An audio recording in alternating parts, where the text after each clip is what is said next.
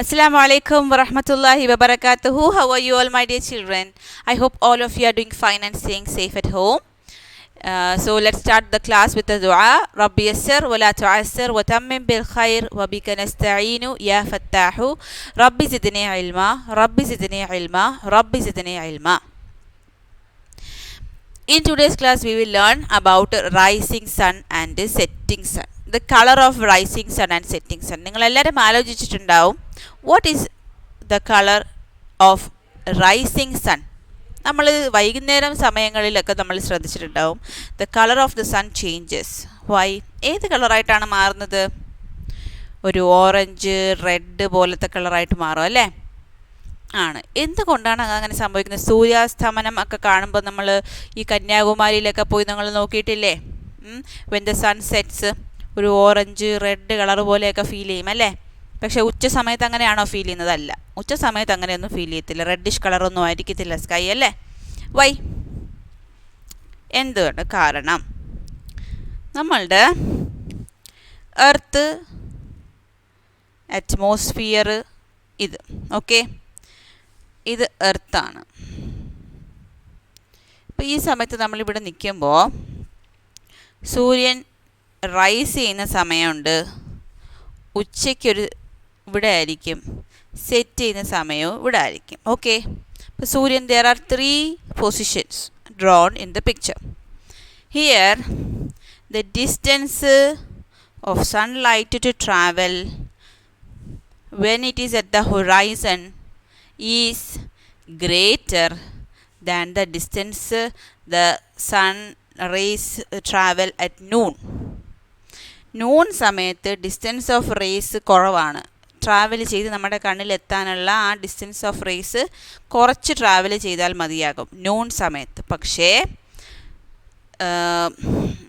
ഹൊറൈസണിലുള്ള സമയത്ത്, that is during sunrise and sunset, during sunrise and sunset the rays of light must travel far more distance അല്ലേ?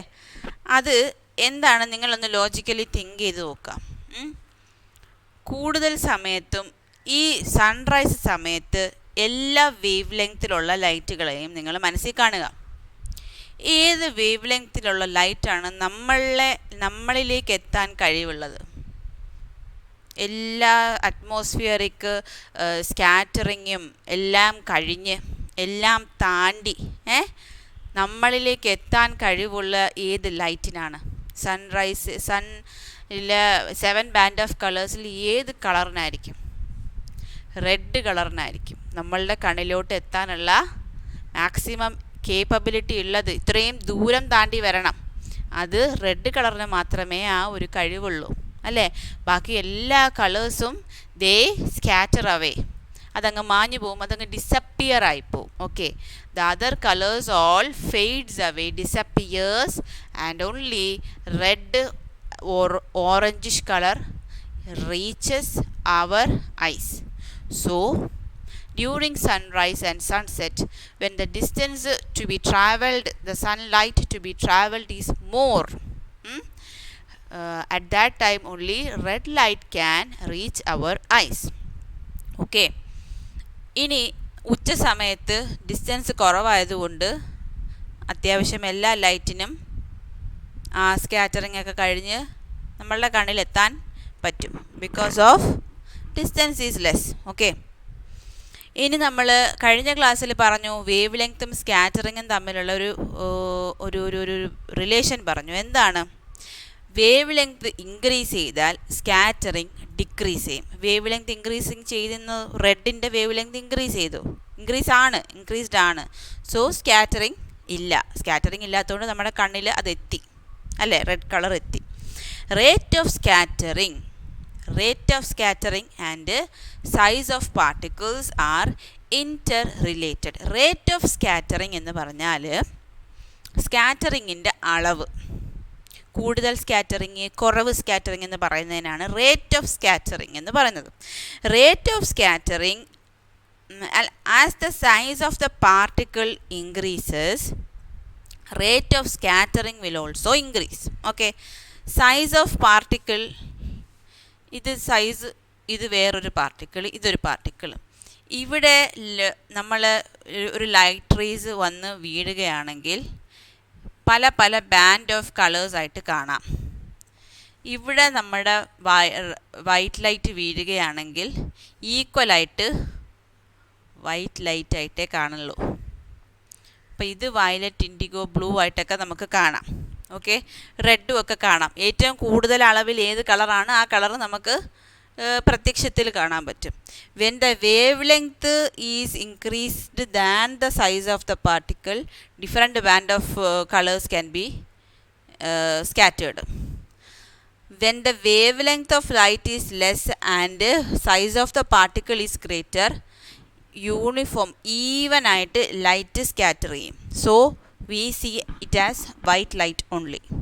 Okay, അപ്പോൾ ഈ രണ്ട് പിക്ചറും വരച്ച് വെച്ചോളൂ. ഓക്കെ, റേറ്റ് ഓഫ് സ്കാറ്ററിങ്ങും വേവ് ലെങ്ത് തമ്മിലുള്ള റിലേഷനാണത്. ഓക്കെ, അപ്പോൾ ഡ്യൂറിങ് മോർണിംഗ് ആൻഡ് ഈവനിങ് എന്തുകൊണ്ടാണ് നമുക്കതിന് റെഡായിട്ട് കാണുന്നത്? വൈ? ബിക്കോസ് എല്ലാ കളേഴ്സും വയലറ്റും ഇൻഡിഗോയും ഒക്കെ സ്കാറ്റർ ചെയ്ത് പോയിട്ട് നമ്മുടെ കണ്ണിൽ റെഡ് മാത്രമേ എത്തുകയുള്ളൂ.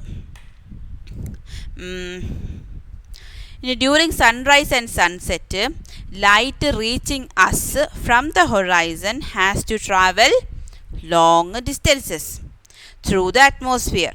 During this journey, colors of shorter wavelength, that is violet, indigo, blue, etc., would be lost due to scattering. Then, red light, which undergoes only less amount of scattering, decides the color of the horizon. ഏറ്റവും ലെസ്സായിട്ട് scatter ചെയ്യുന്ന colour ഏതാണ് ആ കളറിലായിരിക്കും ഹൊറൈസനെ നമുക്ക് കാണാൻ കഴിയുന്നത്. Horizon means ആ ഒരു zenith, ആ ഒരു നമ്മൾ സൺസെറ്റ് ചെയ്യുന്ന ആ ഒരു സ്ഥലം ഉണ്ടല്ലോ, ആ നമുക്കൊരു ബൗണ്ടറി പോലെയല്ലേ തോന്നുന്നത്, അതിനെയാണ് ഹൊറൈസൺ എന്ന് പറയുന്നത്. ഓക്കെ, ഈ സീ ലെവലിലൊക്കെ വെച്ച് നമ്മൾ നോക്കുമ്പം സൺ സെറ്റ് ചെയ്യുന്ന സമയം അതിനെയാണ് ഹൊറൈസൺ എന്ന് പറയുന്നത്. ഫൈൻ. ഓക്കെ, അപ്പം നിങ്ങളുടെ ക്വസ്റ്റ്യൻ ചോദിച്ചിട്ടുള്ളത് വെഹിക്കിൾസിലൊക്കെ റെഡ് ലൈറ്റ്, സിഗ്നൽസിലൊക്കെ റെഡ് ലൈറ്റ് വെച്ചേക്കുന്നതിൻ്റെ കാരണം എന്താണെന്ന് ചോദിച്ചിട്ടുണ്ട്. Why? Red light has less scattering. ഏറ്റവും കുറവ് സ്കാറ്ററിങ് ഉള്ളത് റെഡ് ലൈറ്റിലാണ്. അതുകൊണ്ട് നമ്മുടെ കണ്ണിൽ റെഡ് ലൈറ്റ് പെട്ടെന്ന് കാണാൻ കഴിയും. ഓക്കെ, ഇനി നമുക്ക് ടിൻഡൽ ഇഫക്റ്റ് ആണ് പഠിക്കാനുള്ളത്. Tyndall effect.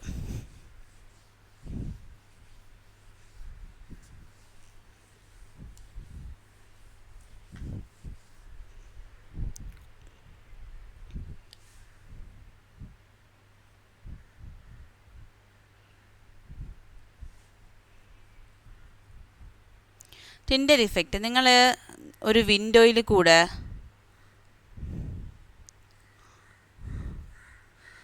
സൺറൈസ് ഇതുപോലെ നിങ്ങളൊരു ഡാർക്ക് റൂമിൽ ഇരിക്കുകയാണെങ്കിൽ കുറച്ച് ഭാഗമായിട്ട് ഈ സൺറൈസിന് ഇങ്ങനെ കണ്ടിട്ടുണ്ടോ? ഇങ്ങനെ പാത്ത് ഓഫ് ലൈറ്റ്. നിങ്ങളൊരു ഡാർക്ക് റൂമിലാണ് ഇരിക്കുന്നത്. ഓക്കെ, ഒരു ഡാർക്ക് റൂമിലിരിക്കുമ്പം have you seen ever that if there is a hole in a window or if there is a sunlight passing through the window, ഈ സ്ഥലത്ത് കൂടെയൊക്കെ ഈ സൺലൈറ്റ് റേസ് ഇങ്ങനെയാണ് പാസ് ചെയ്യുന്നത്. ഒരു പാത്ത് ഓഫ് ലൈറ്റ് നമുക്ക് കാണാൻ കഴിയും. We can see the path of light അല്ലേ? മൊത്തത്തിൽ കാണുന്ന നല്ലൊരു ഒരു ബീം ഓഫ് ലൈറ്റ് പോലെ നമുക്ക് കാണാൻ കഴിയും അല്ലേ? The path of rays of light can be seen clearly ഈ സമയത്ത്. അതേപോലെ ഒരു ഫോറസ്റ്റിൻ്റെ ഒരുപാട് മരങ്ങളുടെ ഇടയിൽ കൂടെയൊക്കെ ലൈറ്റ് റേസ് പാസ് ചെയ്ത് നമുക്ക് അവിടെ നിൽക്കുന്ന ആൾക്ക് പല പല ദിക്കിൽ കൂടെയും ഇതേപോലെ ബീം ഓഫ് ലൈറ്റ് നമ്മളെ കണ്ണിലെത്തുന്നതായിട്ടൊക്കെ കാണാൻ കഴിയും. ഓക്കെ, ഫോറസ്റ്റിലുള്ള സമയത്തും അതേപോലെ ഡാർക്ക് റൂമിൽ ഏതെങ്കിലും ഒരു ഹോൾ ഉള്ളപ്പോഴും സൺ ലൈറ്റ് പാസ് ചെയ്യുന്ന ആ path of light is visible to us. When rays of light pass through a colloidal fluid. When rays of light pass through a colloidal fluid or suspension. Colloidal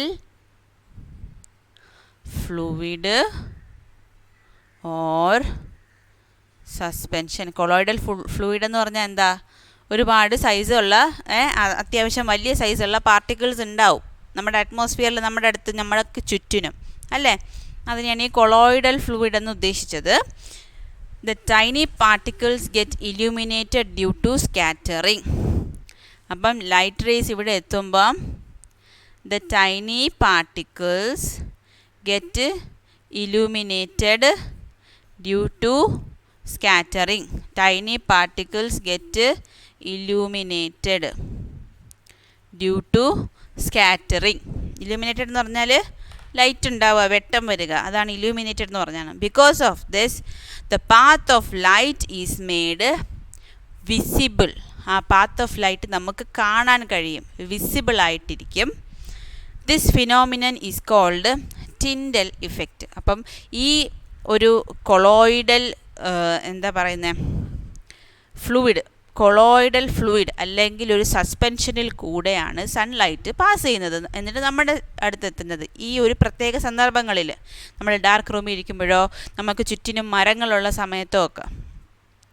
അപ്പം sunlight നമ്മളിലേക്ക് എത്തുന്നത് ഒരു colloidal fluid വഴി pass ചെയ്തിട്ടായിരിക്കും, അല്ലെങ്കിൽ ഒരു suspension വഴി pass ചെയ്തിട്ടായിരിക്കും. So that the light reaches the tiny particles and the particles get illuminated and we can see the path of light. The path of light is visible. നിങ്ങൾ അതൊരു പൊടി പടലങ്ങൾ പോലെയല്ലേ ആ path of ലൈറ്റിനെ കാണുന്നത്? നല്ല clear ആയിട്ടാണോ കാണുന്നത്? കുറേ ഡസ്റ്റായിട്ട് കാണാം അല്ലേ, കുറച്ച് ഡസ്റ്റായിട്ടാണ് കാണുന്നത്. നിങ്ങൾ ശ്രദ്ധിച്ചാൽ നിങ്ങൾക്ക് അറിയാമായിരിക്കും, കുറച്ച് പാർട്ടിക്കിൾസിനെ നിങ്ങൾക്ക് അവിടെ കാണാൻ കഴിയും. അതിനെയാണ് ടിൻഡാൽ ഇഫക്റ്റ് എന്ന് പറയുന്നത്. ഇനി as the size increases the increase scattering also increases. Intensity of scattering increases as the size increases. ഈ സൈസ് ഇൻക്രീസ് ചെയ്യുമ്പം സ്കാറ്ററിങ്ങിൻ്റെ ഇൻറ്റൻസിറ്റിയും ഇൻക്രീസ് ചെയ്യും.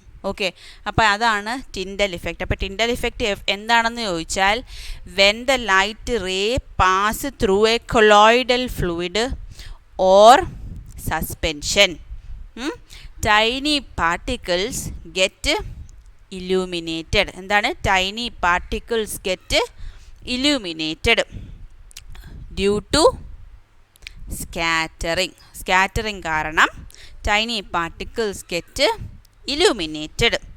Because of this the path of light is made visible.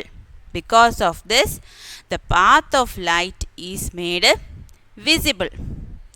This phenomenon is called Tyndall effect. The intensity of scattering depends upon the size of the particle.